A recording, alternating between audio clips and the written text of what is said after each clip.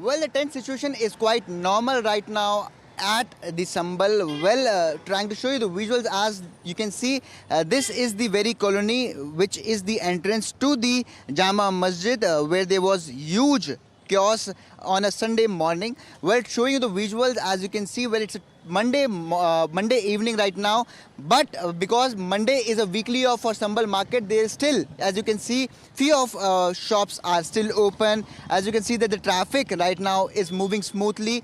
Well, according to the police, the situation is under control, and it has been under control since yesterday from afternoon. Well, according to the SP Sambal, he has said that till now 7 FIRs have been lodged, that too against 2.5 thousand people who are identified. Well, the CCTV footages and the drones are continuously being monitored, and the footage is being processing. As you can see that continuously, you can see that this patrolling of these police vehicles have been going on. All the senior police officials have been patrolling. Then and now around the whole Sambal market, as you can see, and the situation right now is under control. That is said, as you can again see here, few senior officials also have been exiting from this very area which reaches to the Sambal's Jama Masjid, where there was huge chaos on a Sunday morning. Well, it is also said that according to the police sources, they are saying that till now 25 people have been arrested. Well, this is what the SP himself has said, and 3 deaths have been confirmed. There is still 1 death that has not been confirmed, but according to the police sources from Moradabad, there was a person who was being treated in a hospital who has died, but it is still not official according to the police. Well, the situation right now is quite under control, and the police have been stating that the borders have also been barricaded, but they are freely allowing people to enter or exit Sambal. But whoever coming from a political motive or trying to, damage the scenario, damaging the entire peace, they will be arrested, and inappropriate and action will be also taken against them. Well, this is what the Sambal right now looks like. Peace is all around over here. From Sambal with my camera person Ashok Male, this is Shubhang Singh Thakur from NDTV. Police have filed 7 FIRs, and one of the FIRs has been filed against the Samajwadi Party's MLA son, whose name is Sohail Iqbal. Right now he is here with us to talk. मैं भीड़ में गया ही नहीं, कोई photo नहीं, कोई video नहीं, कोई भी इस तरह की रिकॉर्डिंग नहीं, तो मैं भीड़ को कैसे कर सकता हूँ? ये अपने आप में गलत आरोप हो सकता है, उनकी गलतफहमी हो सकती है। ना मेरा करैक्टर ऐसा, ना मेरे घर के अंदर ऐसी तरबियत दी गई मुझे कि मैं इस तरह की बात करूं।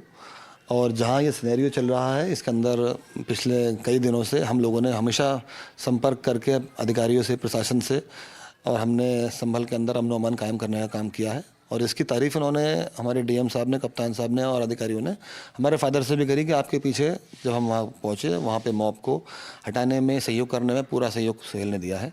तो ये मेरे लिए भी अपने आप में खुशी की बात थी कि मैं जो काम कर रहा हूँ हमारे अधिकारियों को पसंद आ रहा है और जनता भी इस चीज़ से सुरक्षित है। संभल के विधायक नवाब इकबाल महमूद जी इस वक्त हमारे साथ है। सर, आपके बेटे के खिलाफ पुलिस ने केस दर्ज किया है, ये बोलते हुए कि उन्होंने भड़काऊ भाषण दिया। फिलहाल इस आरोप को आप कैसे देखते हैं? नहीं, इस आरोप में कोई दम नहीं है। मेरे बेटे के वहाँ कहीं पे कोई प्रेजेंस नहीं हो सकती है, ना कहीं भाषण देते हुए, ना भीड़ के अंदर, ना कोई बाइट देते हुए, कोई एविडेंस नहीं है। पता नहीं किस आधार पे उन्होंने बेटे का नाम लिख दिया। अब मैं ये समझता हूँ कि प्रशासन जो है अच्छे तरीके से हमें जानता है, और जब एफआईआर में नाम आया होगा तो आपसे कहा होगा उन्होंने उनका भी नाम है, और मैं समझता हूँ कि जब वो देखेंगे और इसकी इन्वेस्टिगेशन करेंगे और कहीं हमारा कुछ नहीं निकलेगा तो नाम भी हमारा एडमिनिस्ट्रेशन हटा देगा। हमारी कोई लड़ाई पुलिस से नहीं है, हमारी लड़ाई किसी गैर मुस्लिम से नहीं है। ये अदालत का मामला है, अदालत का सम्मान करें, उनके आदेश का पालन करें और शांति बनाए रखें।